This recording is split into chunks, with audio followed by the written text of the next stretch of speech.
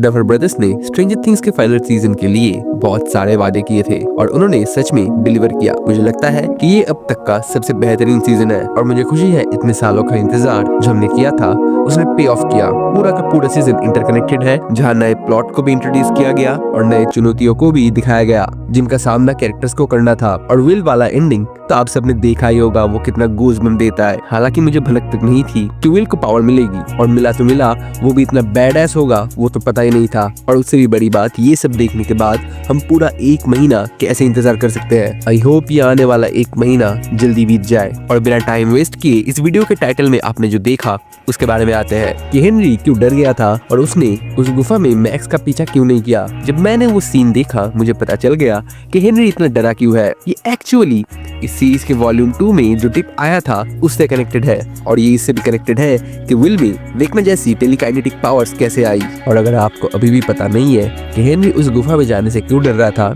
तो आपने शायद स्ट्रेंजर थिंग्स के Broadway play the first shadow को नहीं देखा और आप ही की तरह कई सारे लोगों ने भी उसे मिस कर दिया है। बट अब धीरे धीरे उसकी अहमियत समझ में आ रही है। प्ले हेनरी क्रील की जिंदगी पर फोकस था और यही जवाब देता है हेनरी ने कैनियन में मैक्स का पीछा क्यों नहीं किया। तो प्ले की शुरुआत होती है एक सीक्रेट यूएस एक्सपेरिमेंट से जिसका नाम प्रोजेक्ट फिलाडेल्फिया था, जिसमें उन्होंने शिप यूएसएस एलरिच को गायब करने की कोशिश की थी। लेकिन प्रोजेक्ट पूरी तरह गलत दिशा में चला गया। गायब होने की बजाय वो शिप एक दूसरी दुनिया में ट्रांसपोर्ट हो गया जिसे डायमेंशन एक्स कहा जाता है। जब शिप वापस आया तो कैप्टन को छोड़कर बाकी सारे क्रू मेंबर्स डेमोगोर्गन द्वारा मारे गए थे। कैप्टन ब्रेनर जो मार्टिन ब्रेनर का पिता है, वापस आने के बाद कैप्टन ब्रेनर काफी दिनों तक बीमार थे और उनके शरीर ने किसी भी ब्लड ट्रांसफ्यूजन को लेने से मना कर दिया क्योंकि उस डायमेंशन में बिताए वक्त ने उनका ब्लड टाइप बदल दिया था। अपनी मौत के समय कैप्टन ब्रेनर ने अपने बेटे को बताया कि शिप के साथ असल में क्या हुआ था। सालों बाद मार्टिन ब्रेनर नेवाडा एक्सपेरिमेंट का इंचार्ज बनता है जो वही सेम चीजें दोहराने की कोशिश कर रहा था जो यूएसएस एलरिच के साथ हुआ था। लेकिन स्टाफ मेंबर्स में से एक ने एक जरूरी इक्विपमेंट चुरा लिया और नेवाडा की एक गुफा में छुप गया और यहीं पे यंग हेनरी कहानी में आता है। हेनरी का फैमिली उस वक्त नेवाडा में रहता था और एक दिन हेनरी उन्हीं गुफाओं में से एक को एक्सप्लोर कर रहा था और तभी हेनरी की बदकिस्मती से उसके सामने वो स्टाफ मेंबर आ गया और जब वो दोनों मिले तो इक्विपमेंट खराब हो गया और उन दोनों को डायमेंशन एक्स में ट्रांसपोर्ट कर दिया। 12 घंटे बाद हेनरी असली दुनिया में वापस आ जाता है, लेकिन अब उसका खून बदल चुका था और साथ ही उसका पर्सनैलिटी भी। बट वो दूसरा स्टाफ मेंबर डायमेंशन एक्स में ही मारा गया। इस पूरे इंसिडेंट के बाद हेनरी की फैमिली हॉकिंस शिफ्ट हो गया और डॉक्टर ब्रेनर को उन्हीं गुफाओं में खोया हुआ इक्विपमेंट भी मिल गया, लेकिन उसके पास ही एक स्पाई ग्लास भी मिला जो हेनरी का था। अब वो स्पाई ग्लास का इस्तेमाल करके ब्रेनर आखिरकार हेनरी को हॉकिंस में ढूंढ लेता है और बाद में उसी को टेस्ट सब्जेक्ट बना लेता है और नाम देता है 001 और डायमेंशन एक्स से जो भी वापस आता है उसका खून बदल जाता है, जिस वजह से हेनरी को भी टेलीकाइनेटिक पावर्स मिले थे। लेकिन ये क्लियर नहीं है कि हेनरी को उसके पावर्स कैसे मिले, सिर्फ उस डायमेंशन में बिताए गए वक्त की वजह से या फिर माइंड फ्लेयर ने उसे पावर्स दिए थे। बट आई होप सीजन 5 ये रिवील कर दे और यही क्लाइमैक्स बन सकता है। बट शो में हमें पता चलता है कि हेनरी को जब लैब में 11 ने हराया था तो उसे एक नई दुनिया में टेलीपोर्ट किया गया, एक ऐसी दुनिया जहाँ इंसान नहीं थे और उस दुनिया में जाके हेनरी माइंड फ्लेयर को बनाता है। और शो हमें बताता है कि ये पहली बार था जब हेनरी माइंड फ्लेयर से मिला और उसने माइंड फ्लेयर को बनाया। बट प्ले में जो दिखाते हैं वो इसका पूरा कॉन्ट्राडिक्टरी है, जहाँ हेनरी बचपन में डायमेंशन एक्स में जा चुका है और माइंड फ्लेयर असल में वेक्ना को कंट्रोल करता है,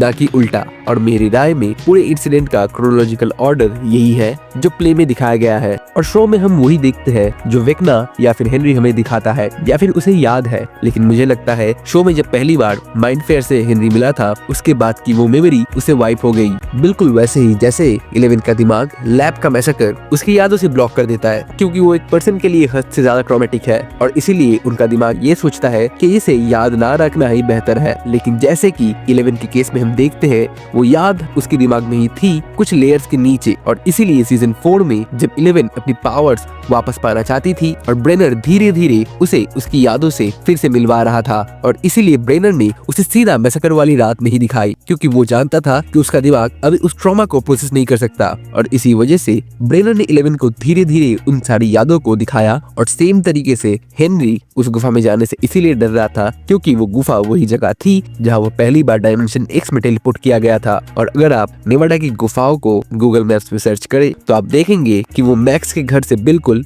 मिलती जुलती है, इसलिए हेनरी अंदर नहीं जा सकता। हेनरी का दिमाग अभी भी उस याद का सामना करने के लिए बहुत ज्यादा ट्रॉमेटाइज्ड है और मैक्स ने भी ये कंफर्म किया है कि जिस जगह वो और हॉली फंसे हैं वो हेनरी की यादों के अंदर मौजूद है। और अगर आप ध्यान से देखें तो मैक्स जब वहाँ से भागने की कोशिश करता है तब वो लेबोरेटरी की बैसेकर देखता है और हेनरी को एक कॉलेज स्टूडेंट के रूप में भी देखता है और इसी वजह से मैक्स को पता चलता है कि वो हेनरी की यादों में है। और ये याद या फिर माइंडस्केप वेक्ना ने 1979 और 1986 के बीच में बनाया था और ये हाउस भी क्रील हाउस ही है। इसके सामने का गार्डन भी क्रील हाउस के सामने का गार्डन जैसा ही है जो हेनरी के लिए एक सेफ प्लेस है। और विल ने भी जब अपने दिमाग में डेमोगोर्गन की जासूसी की थी तो उसने भी ये सेम जगह ही देखी थी। ये वही जगह है जो उसने दीवार पर बनाई थी, वो सेंट्रल लोकेशन जहाँ सारे बच्चों की सैक्रिफाइसेस दी गई थी। और हेनरी जिन बच्चों को भी वो क्रील हाउस में लेके आएगा उसका शरीर वो पूरे प्लान में यूज करेगा, लेकिन उन बच्चों को सेफ ही फील होगा क्योंकि वो हेनरी के सेफ प्लेस में है। बट वहाँ पे मैक्स भी है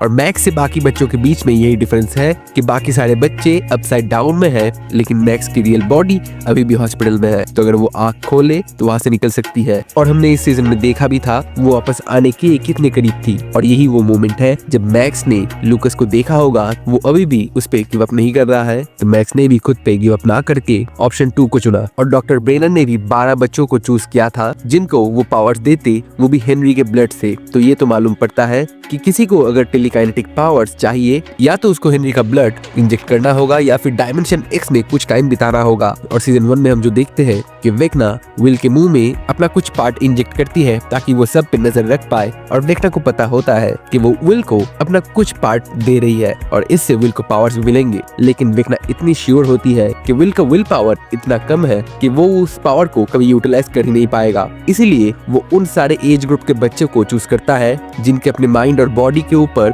सबसे कम कंट्रोल होता है, इसलिए सिर्फ वो सबसे वीक 12 बच्चे चूज करता है। लेकिन जब सीजन 5 के एंड में हेनरी ने उसका मजाक उड़ाया और साथ ही रॉबिन के उस स्पीच ने भी विल को ये समझने में मदद किया उसके पास भी ऐसे कुछ पावर्स है जिसकी मदद से वो बाकी सबको हेल्प कर पाए। एंड अगर आप गौर से सोचो तो सीजन 2 में हमें दिखाया गया था कि डस्टिन डंजन और ड्रैगन्स खेलते वक्त 11 फेंकता है और इसका मतलब है 11 मतलब एल अकेले कुछ नहीं कर सकती, उन्हें चाहिए 20। तो अब उनके पास 11, 8 और वेक्ना के पावर्स के साथ विल है जिसको हम अगर 001 समझे तो उनके पास अभी 20 है जो वेक्ना को हराने के लिए जरूरी है। और ऐसे ही काफी सारे फोरशैडोइंग्स इस सीजन में दिखाए गए हैं। अगर आपको चाहिए मैं उन सब पे भी एक वीडियो बनाऊं तो कमेंट्स में जरूर बताना। और ये 1 महीना काफी ज्यादा लंबा होने वाला है मुझे पता है, लेकिन हम साथ में मिलकर इंतजार करेंगे। और अगर ऐसे वीडियोस चाहिए तो इस चैनल को सब्सक्राइब और वीडियो को लाइक कर देना, इससे मोटिवेशन मिलता है। एंड बहुत दिनों बाद मैं ये कह रहा हूँ एज आई से हर मूवी या सीरीज कुछ सिखाती है हमें। So keep learning, keep growing, stay hard and me signing off. You just watched शोसेन।